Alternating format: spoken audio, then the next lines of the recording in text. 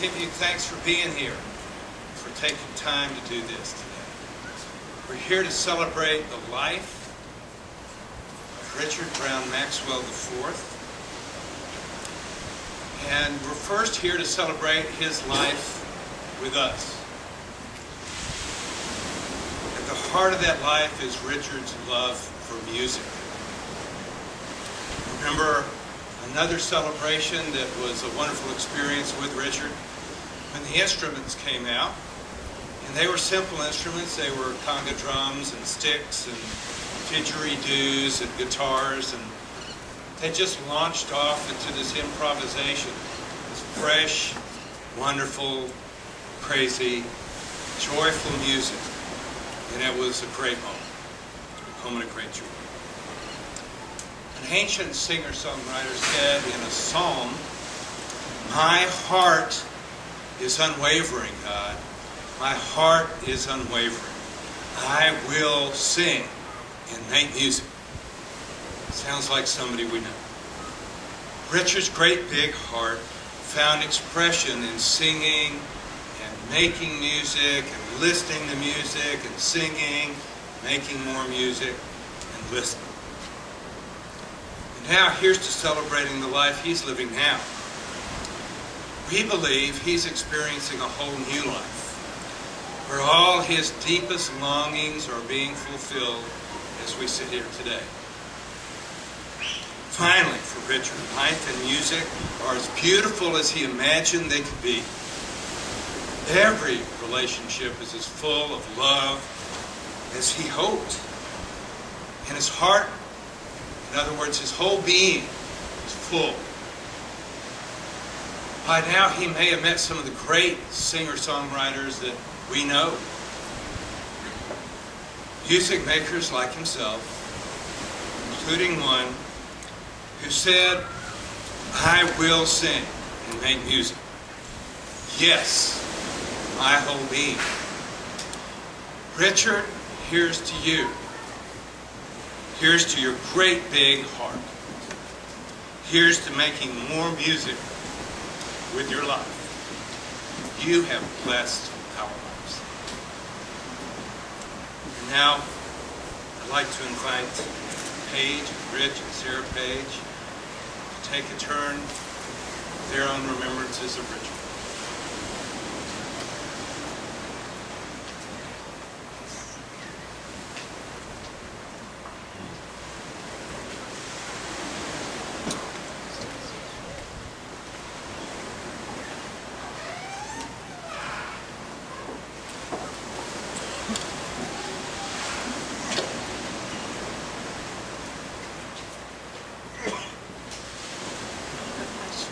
I just want to see all of your beautiful faces. Looking out at all your faces, I am so grateful. To Richard's friends, you are and always will be a joyful reminder of my sweet boy. He loved you as I do. I am so grateful for all of you. To my family and friends, what an amazing outpouring of love and support. You have lifted up Rich, Sarah Page, and me and cradled us in your concern.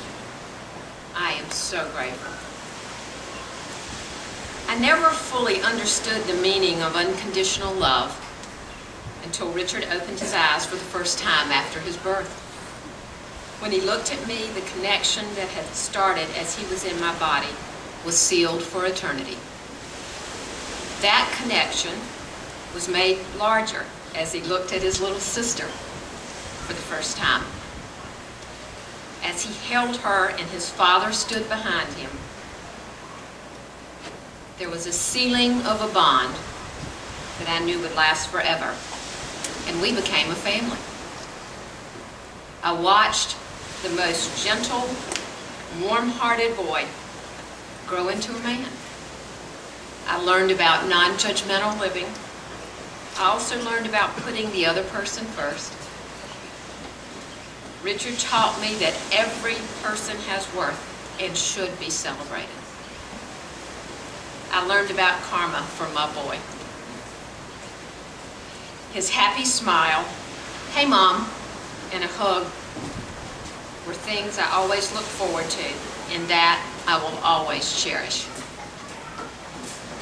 He has been around me constantly since his passing, in my ear, reassuring me that he is safe, he is fine, and he is home.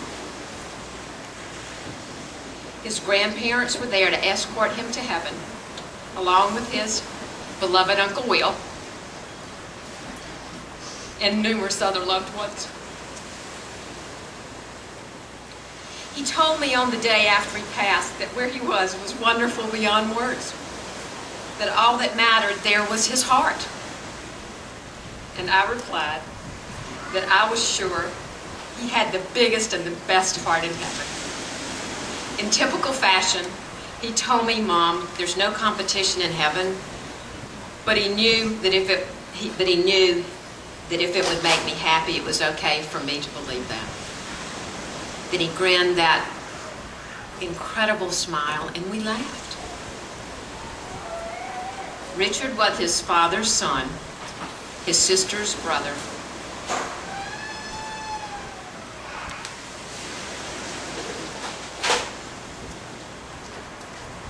And my beautiful, beautiful boy.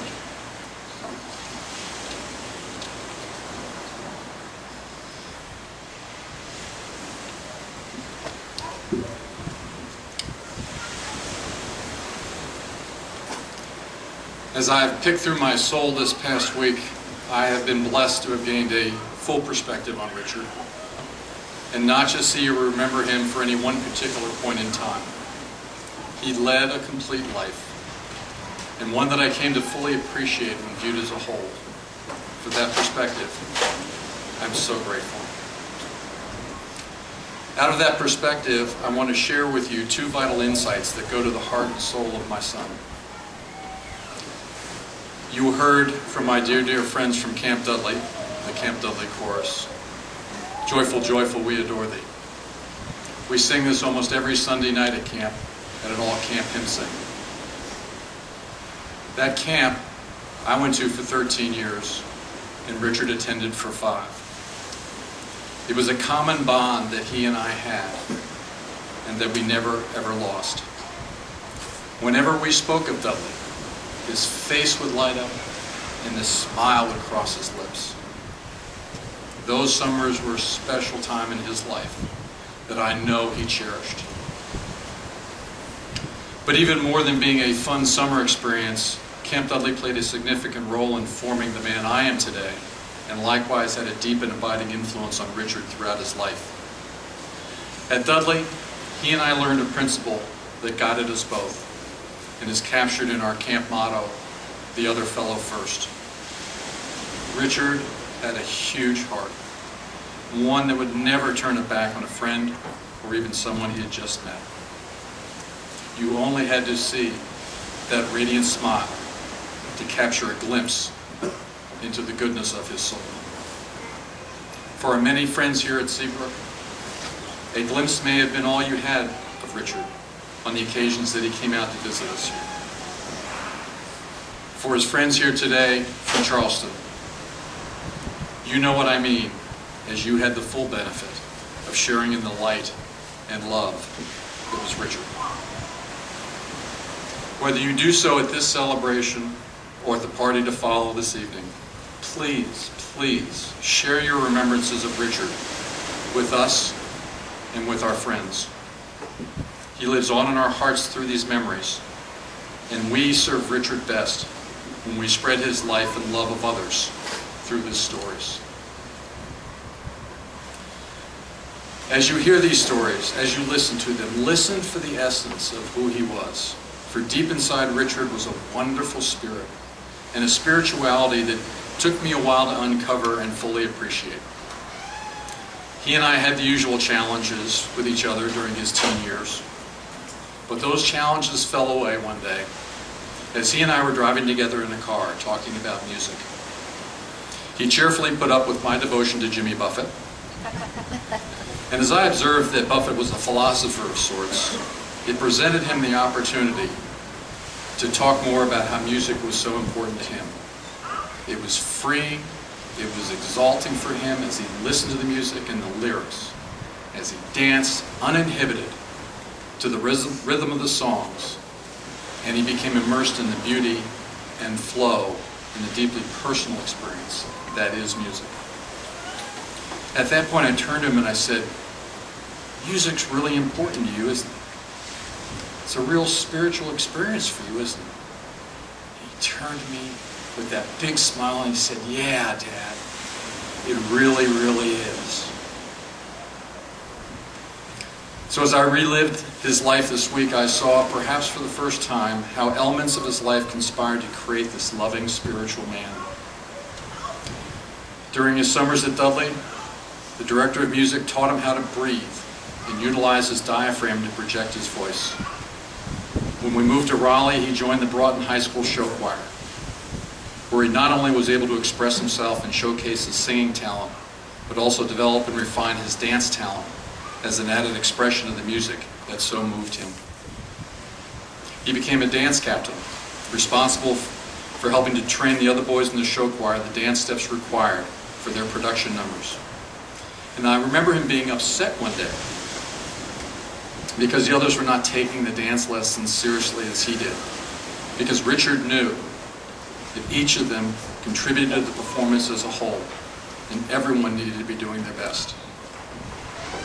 His show choir performances were the place where he was in his element and contributing so much to the world, if only that tiny segment of the world in the auditorium that evening. Nonetheless, he glowed with pride in what he offered us, and which we gratefully received. One thing that is always true at Dudley, no matter whether you are an athlete or not, is that every boy at Camp Dudley will be a success at something. The director of music helped create a success for Richard at Camp Dudley in his singing, and he carried those lessons through high school, and they never left his soul throughout his life. This past Sunday, I was out riding my bicycle around the island, listening to my iPod, as is my habit. I chose to listen to the Zac Brown Band, figuring, wrongly as it turned out, that might be a safe choice. Safe in the sense that no song would reduce me to tears in the middle of my ride. The second song on my Zac Brown playlist that morning was entitled Lance's Song. It's a song I had heard many, many times, but I had never really listened to. And yes, it reduced me to tears as I really listened to the story and the remembrance that Zac was conveying through the lyrics and the music. I played it 5 times, over and over, listening and appreciating what was being expressed. And at some point during that ride, Richard came to me and let me know. He said, Dad, this is the message I want you to share with everyone on Friday. So with that as the background, here is Richard's message to all of us.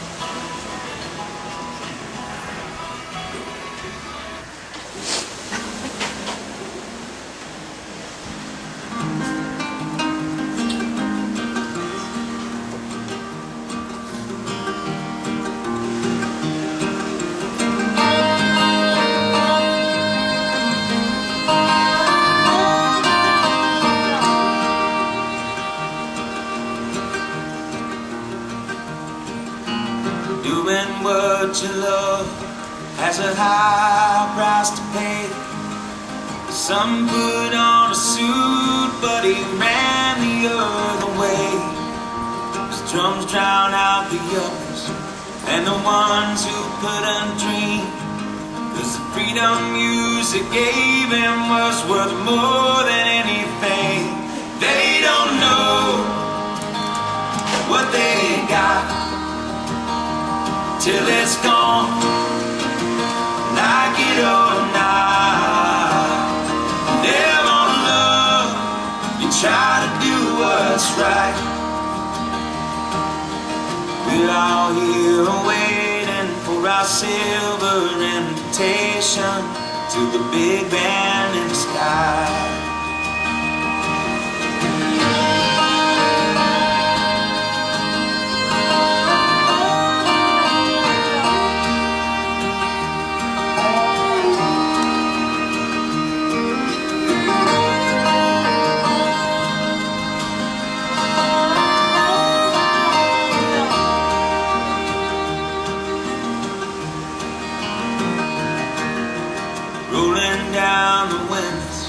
Trying hard to fight the sleep. Money's never much for a band in Tennessee. Another night of play to a crowd with no ears. Wanna hear the songs they know and fill their bellies full of beer. But they don't know what they got till it's gone, like it or not. You live on love, you try to do what's right. We're all here waiting for our silver invitation to the big band in the sky.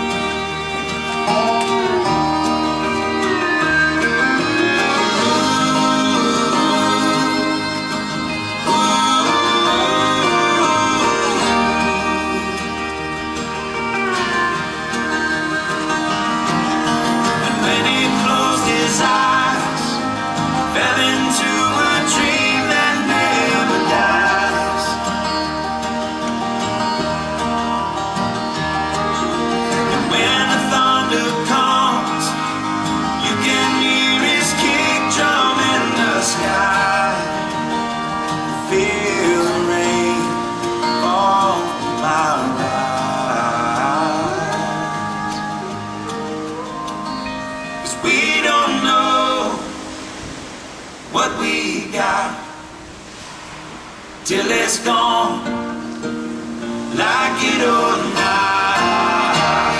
You live on love, you try to do what's right. For him there's no more waiting, got his silver invitation just to do a little playing with the big band in the sky.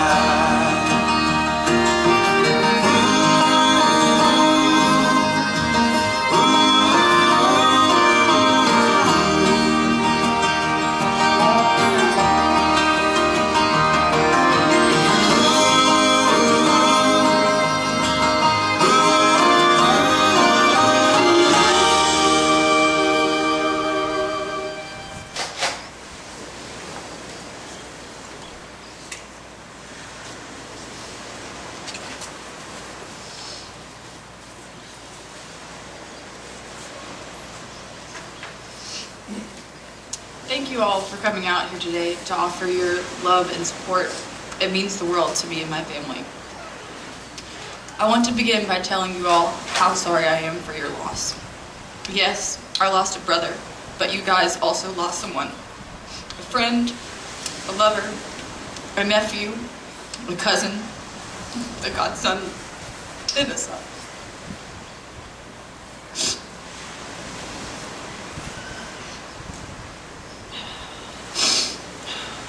There are some hard facts that have started to hit me over the last few days.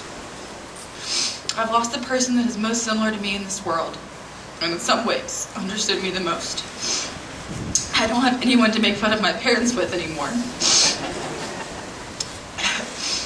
He won't be there for the milestones I have yet to reach. He won't be at my wedding, and the kids I hope to have one day will never meet him. But if there's one thing I can promise, it is that they will know him. I will never let his spirit or memory die.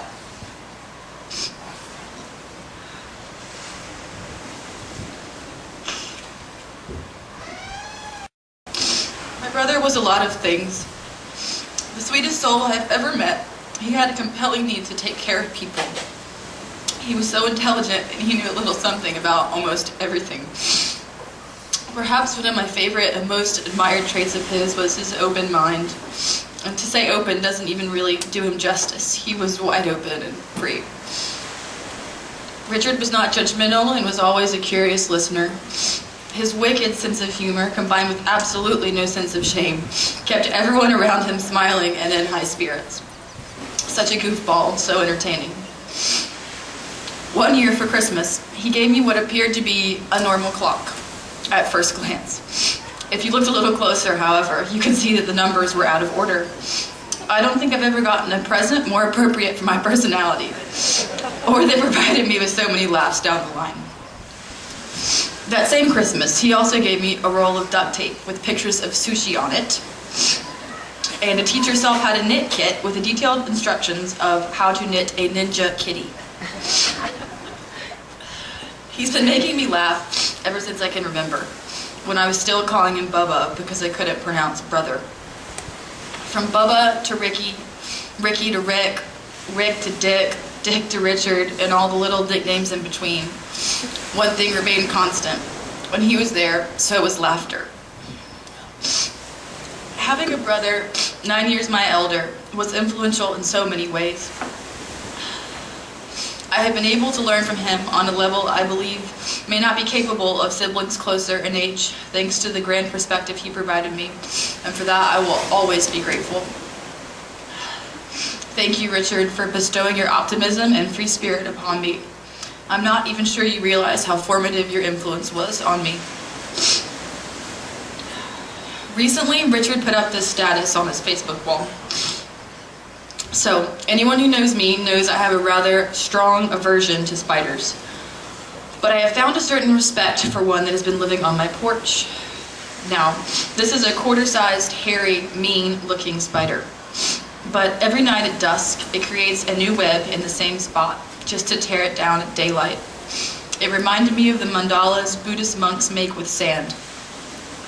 A magnificent geometric piece of art, taking days of work to complete, only to be swept away once done. Point arachnid. Richard understood and appreciated the fleeting and cyclical nature of life. It gives me great comfort to know that his old soul was not only at peace with this, but found it beautiful. However, what I don't think is fair to a person's memory, and which I feel like happens quite often, is the idealization of people in memoriam. Richard was human and he had his issues. He could be a little asshole if he wanted to be. But underneath it all, I have no doubt, was the biggest and softest heart. Those of you that really knew Richard knew that his most valuable asset and biggest weakness was one and the same. He loved too much. So what I ask of you in memory of him and to better each one of our lives is to open your hearts just a little bit wider. It's what he would have wanted. Music was something immensely important to him, and I am so grateful he passed that appreciation on to me. And the song is for you, Richard. I love you forever.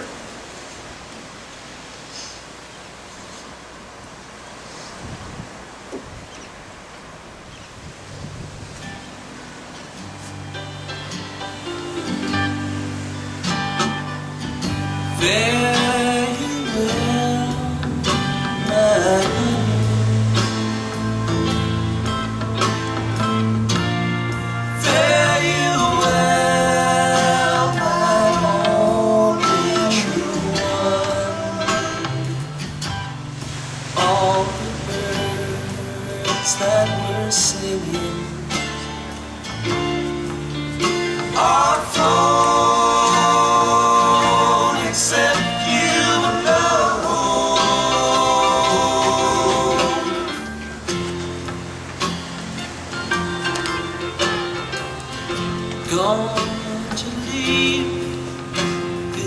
broken talents. On my hands and my knees, I will roll, roll, roll. Make myself a bed by the waterside. In my time, I will roll, roll, roll. In a bed by the waterside, I will lay my head, listen to the river sing sweet songs to rock my soul.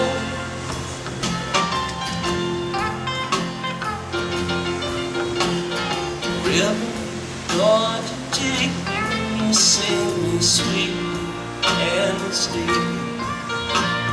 Sing me sweet and sleepy all the way back home. It's a far gone lullaby I sung years ago. Mama, mama, many worlds I've gone since I first left home. Going home by the waterside, I will rest my bones. Listen to the river sing sweet songs to rock my soul.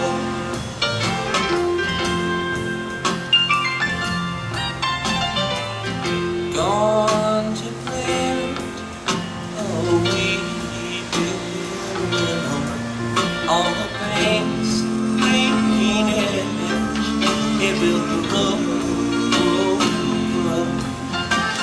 Sing a lullaby beside the water. Love is coming over the river, roll.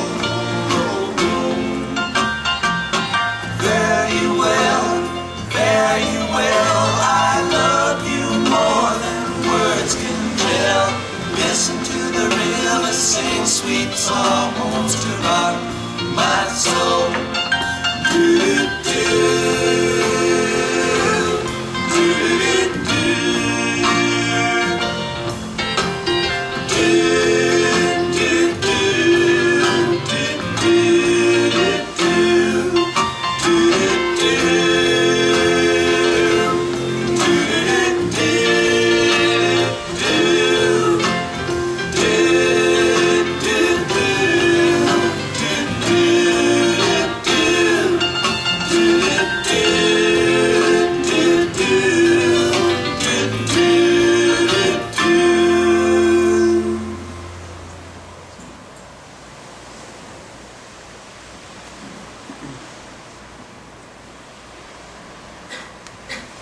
At this point, we'd like to take a little time for those who have remembrances about Richard.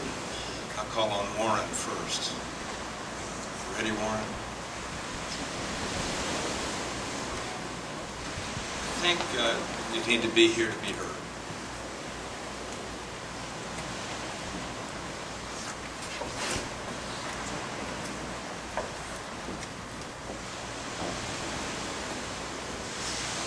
Hi, folks.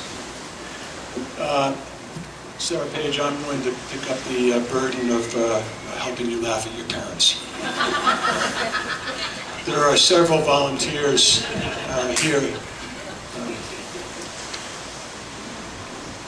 I don't know what to say. I don't think there are words. I've said this to others in trying to prepare to come and see your folks. So, Sarah Page and Richard's folks. I knew Richard well. Not as well as I wish I had. I know he was, Sarah Page, you put it very well, his strength and his weakness were the same. He was somewhat troubled, and he was reaching out at all times. He was full of love at all times. I spoke with him during good times and bad for him, and the underlying love for his family was something he brought up all the time. He never wanted to be a disappointment. He wasn't. He didn't understand that, I don't think, all the time. Anyway, I know that he had a huge heart. You people obviously know the same guy, aren't you? The huge heart that he had and the burden of that huge heart. I didn't know him as well before he went to Camp Dudley. I have a funny feeling that as a small child, he was probably picking up hurt animals along the road on his way to grade school and trying to help them back to health. I mean, there was something about him always reaching out to others. And that was part of a difficulty in reaching out to himself, so that I am relieved that the struggle that he may have been feeling is ended. I hope the peace he seeks is his. I know that his love for his friends and his family was real and heartfelt and deep, and that was the most important element to him, his love for other people. And that much I know. So I just hope that I don't think I can do in service to the mission here. I do know there's others here who have known him well, and urge you to please share some stories, because he's a great kid, and I miss him. Thank you.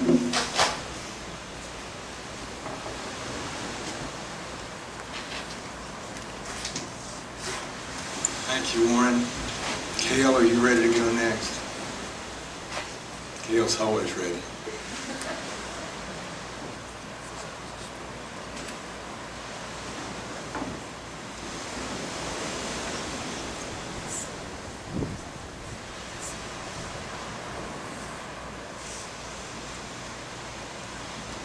Rich can help me with the right number, the right date, I don't know, but I think it was about 23, 24 years ago. Rich got a job up in Dahlonega, Georgia, up in the North Georgia mountains, as our hospital administrator. And I had not met him, but I was working at a little shop there on our little square. And the most beautiful, glorious lady walked into my shop, blowing with the wind. And I saw her and fell in love. And that was Paige. Rich had come on early while the children finished school, and she had come down to look for a house. And by the time she and the children had moved in, we had talked on the phone many, many times, and we were already fast friends and have been since then. And you know, Sarah, Paige, and Richard came from Norfolk. They were city kids. Now, up in the North Georgia mountains, we live up on a little old plain utilitarian house on this river. All these woods, you can't see your neighbors. And I have two sons who grew up in those woods and on that river. And of course, I wanted to include Paige and Rich's children in my children's lives. And I thought, I'm going to watch these kids and see what happens. Well, lo and behold, Sarah, Paige, and Richard both just fit right into river life. And you would have thought that they would. They were so adaptable. And one of the two memories that I want to share with you about Richard is him swinging off that rope into that river and getting back up on that bank and going back again. The second remembrance I have of Richard was when, a couple years ago, when I was down here, and Rich took us to Mercado, where Richard was serving, and we had a wonderful big old table, and of course it was up front, and Richard was our server, and he had on black pants and a black shirt, and he just looked so handsome. And this place is a little bit dressy up, you know? It's not a hamburger joint. And we were all minding our manners until Richard walked by, and I gave him a cat call. I thought, oh, let's see what happens now. And he whipped around and looked at me and gave me that big old grin. So I've had many, many lovely thoughts about him through the last week with y'all. Y'all were the most amazing parents that a child could ever have. He knew how much you loved him. And he was very blessed, as are you, Sir Paige.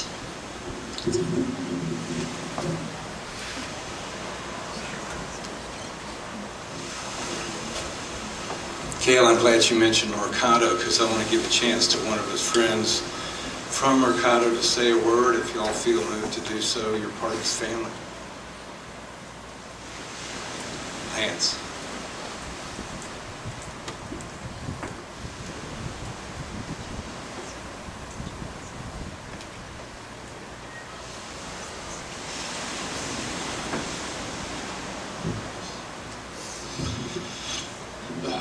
Richard was a best friend. Kind of happened instantly with him and I. We worked together at Mercado, and I was, don't think I was quite management yet, but enough in charge where I could make any new person do whatever I wanted. And as a server, he came in on his first day, and I said to all the worthless servers that come in, they clean the floors in the kitchen on that first night. And Richard was one of the only people to ever do that. And that started our work relationship, and I think the time we first started our bromance together that we had was one Sunday when everything to do, and just kind of what built our family at Mercado and gave us such strong bonds was we always had Sundays off. So we worked pretty much the entire schedule together, and then we would have Sunday, and was always some kind of fellowship day, a barbecue at my house, a beach day. We started and we went to a place called Virginia's. It was open for brunch that a friend of ours worked at. And we went there, and we were a little miffed because they didn't have their liquor license on Sunday, so they couldn't get Bloody Marys. That was annoying, but we carried on. And we ate a lot of food, and went to the beach, and we were friends ever since. And Richard lived with me a couple times, and has been my best friend for about the last 7 years, and it has been great. Well, funny stories about Richard and music. I'm always a hardcore rock and roll fan. You play the Grateful Dead for me, I respect it, but I don't enjoy it. Richard took me to a show called Cosmic Charlie's down the road at the Poorhouse.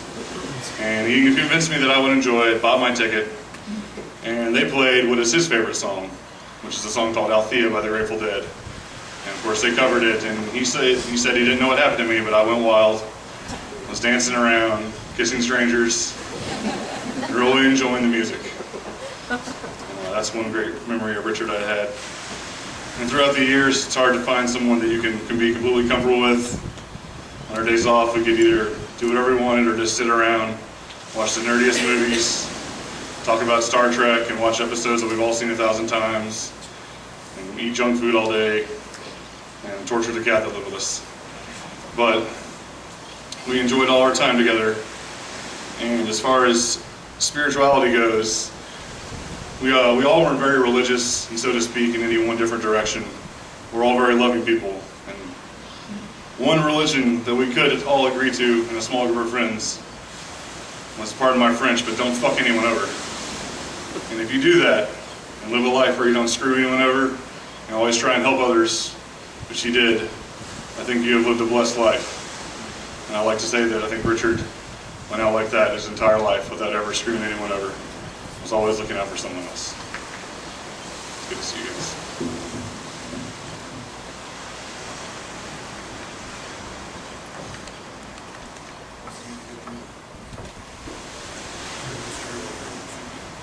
Good. Thank you, Lance. I think at this point it's time to share your remembrances with the family. And just after the Dudley hymn, they're going to be right over here. I'm going to share all those good stories, and later on, of course, they'll be at the Finkeys' house. So let's go into the Dudley hymn.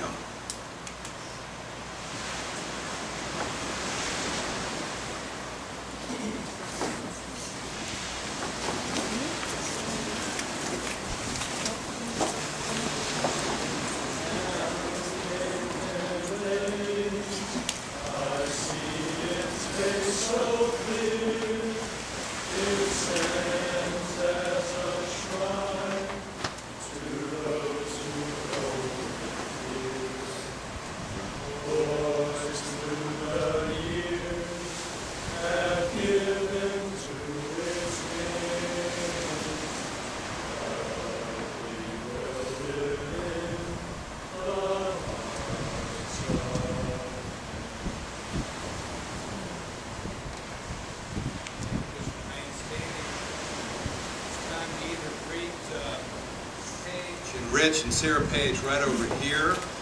And if the line's too long, feel free to go to the Finkeys. They'll be there soon. We are so grateful that you came today. It's a show of support, and we're really all grateful for it. I know I speak for the family. So go in peace.